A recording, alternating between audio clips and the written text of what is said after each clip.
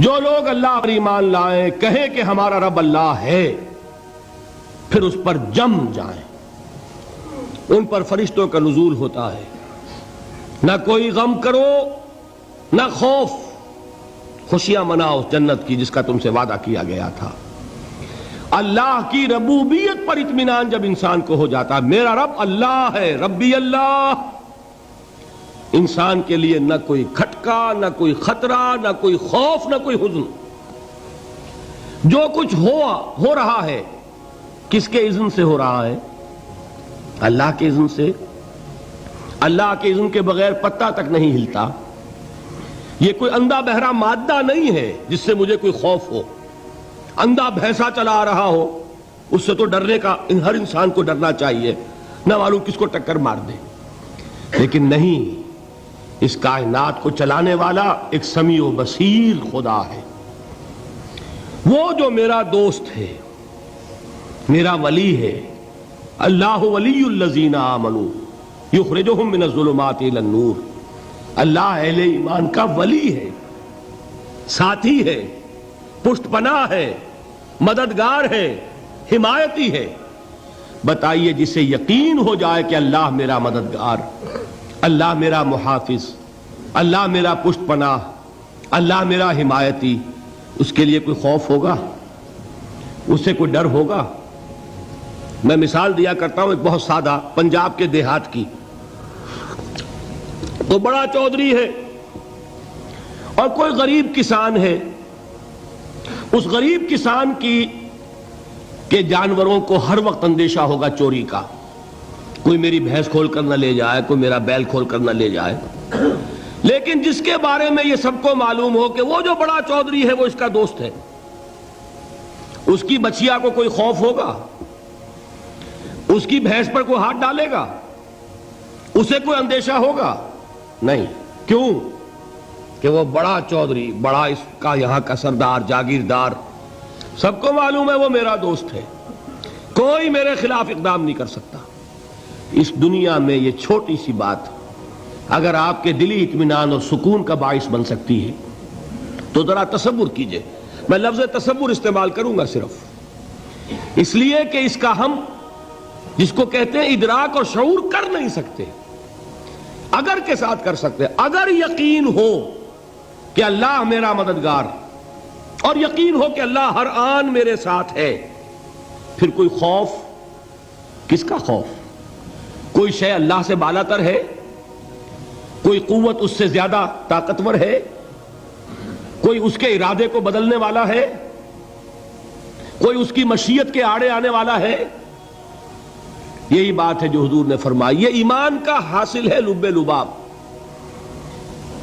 کہ دیکھو اچھی طرح اس بات کو ذہن نشین کر لو، اگر تمام انسان مل کر تمہیں کوئی نقصان پہنچانا چاہے نہیں پہنچا سکتے، مگر جو کچھ اللہ نے لکھ دیا ہو، اور تمام انسان مل کر تمہیں کوئی نفع پہنچانا چاہیں نہیں پہنچا سکتے، مگر وہ شے جو اللہ نے طے کر دی ہو۔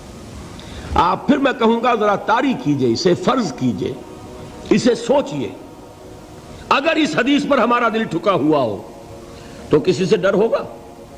یہ مجھے نقصان نہ پہنچا دے، یہ میری رپورٹ خراب نہ کر دے، یہ میری انکریمنٹ نہ رکوا دے، یہ میرا یہ نہ بگاڑ دے، یہ میرے یہ نقصان نہ پہنچا دے۔ اس کا ڈر، اس کا ڈر، اس کا خوف، اس کی خوشامد، اس کے لیے جا کر طرح طرح سے اپنی عزت نفس کو ذلیل کروانا اس کے سامنے، یہ سب کچھ کیوں کرتا ہے انسان؟ جب سمجھتا ہے کہ اس کے ہاتھ میں میرا کوئی نفع ہے، اس کے ہاتھ میں میرے لیے کوئی ضرر ہے، یہ مجھے کوئی گزند پہنچا سکتا ہے، یہ مجھے کوئی نقصان پہنچا سکتا ہے، یہ میرا کوئی کام بنا سکتا ہے، یہ میری کوئی ضرورت پوری کر سکتا ہے، اسی کا نام شرک ہے۔ جہاں آپ نے یہ سمجھا کہ غیر اللہ کے اندر کوئی طاقت موجود ہے، وہی شرک ہے۔ بتوں سے تجھ کو امیدیں، خدا سے نومیدی، مجھے بتا تو صحیح اور کافری کیا ہے؟ شرک تو یہ ہے۔ جس پر بھی تمہیں یہ خیال ہے، کلمہ ہے یہ کلمہ سوم، لا حول ولا قوت الا باللہ، ذرا اس پر دل کو کبھی اگر آپ تصور کریں، پھر فرض کریں، دل ٹھک جائے اس پر، کوئی طاقت نہیں۔ یہی بات تھی جو شیخ عبد القادر جیلانی رحمۃ اللہ علیہ نے اپنی وصیت میں اپنے بچے سے کہی. 11ویں دینے والے ہیں، لیکن حضرت شیخ عبد القادر جیلانی کی وصیت اور تعلیمات کو کتنے لوگ ہیں کہ جانتے ہو؟ یہ جن مقامات تک پہنچے ہیں وہ کس چیز کی بدولت پہنچے ہیں؟ انہوں نے جو پیغام دیا وہ کیا تھا؟ اے میرے بچے، جس طریقے سے قرآن مجید میں حضرت لقمان کی نصیحتیں جو ہے نقل کر دی گئی ہیں، میں یہ عرض کروں گا بالفرض اگر قرآن حضرت عبد القادر جیلانی کے بعد نازل ہوا ہوتا تو شیخ عبد القادر کی یہ نصیحتیں بھی قرآن میں درج ہوتی. اتنی اونچی نصیحتیں ہیں. اے میرے بچے، اس حقیقت کو ذہن نشین کر لے، لا فاعل فی الحقیقت ولا مؤثر الا اللہ. اس کائنات میں نہ کوئی فاعل حقیقی ہے نہ مؤثر حقیقی ہے سوائے اللہ کے. کسی شے میں کوئی تاثیر نہیں اگر اللہ نہ چاہے. آگ جلا نہیں سکتی اگر اللہ نہ چاہے. پانی ڈبو نہیں سکتا اگر اللہ نہ چاہے. زہر ہلاک نہیں کر سکتا اگر اللہ نہ چاہے. کوئی چیز فائدہ نہیں پہنچا سکتی اگر اللہ نہ چاہے. تو در در پہ کیوں سر جھکاتے ہو؟ در در پر کیوں جبیں سائی کرتے ہو؟ سب کے سامنے کیوں ہاتھ پھیلاتے ہو؟ ایک اللہ سے مانگو. ایک اللہ کے سامنے زمین پر اپنی جبین رکھو. لا فاعل فی الحقیقت ولا مؤثر الا اللہ. نظر آتا ہے ہمیں کہ پانی پیاس بجھا دیتا ہے. پیاس بجھانے کی صلاحیت پانی میں نہیں ہے، اللہ کے اذن سے ہے. کھانا بھوک مٹا دیتا ہے. بھوک مٹانے کی صلاحیت کھانے میں نہیں ہے، اذن رب میں ہے. دیکھیے یہی یقین تھا. حضرت موسیٰ علیہ السلام کا واقعہ یاد کیجئے. سامنے سمندر آ گیا ہے. قوم دیکھتی ہے پیچھے کہ گرد و غبار کا طوفان ہے. معلوم ہوا کہ فرعون اپنے لشکر سمیت آ گیا ہے. لشکر جب چلتا تھا تیز رفتاری کے ساتھ تو گرد و غبار کا جو طوفان اٹھتا تھا اس کا تصور کیجئے. اور لمحہ بلمحہ وہ قریب آ رہا ہے. پوری قوم نے کیا کہا؟ اے موسیٰ انا لمدرکون. اے موسیٰ ہم کو پکڑے گئے. قرآن مجید نے تو یہاں وہ باتیں نہیں لکھی ہیں، لیکن تورات میں یہ درج ہے کہ بنی اسرائیل جھگڑنے لگے، دست و گریبان ہو گئے موسیٰ کے ساتھ. موسیٰ ہمیں یہاں مروایا لا کر، اس سے تو ہم ہی بہتر تھے. وہاں کھانے کو ملتا تھا، زندگی تو تھی. بیگار ہم کر رہے تھے، موت تو نہیں تھی. اب جو کچھ ہوگا اس کا تصور کرو. جس طریقے سے ہمارے ٹکڑے اڑائے جائیں گے. تو لڑ رہے ہیں حضرت موسیٰ علیہ السلام سے.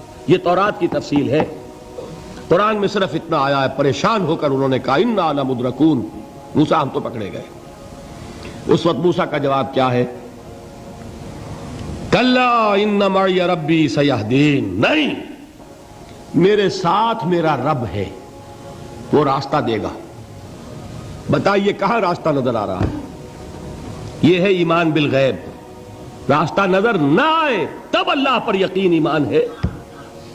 جیب میں پیسے ہوں اور تب دل کو اطمینان ہے تو ایمان کس پر ہوا؟ پیسے پر، اللہ پر نہیں.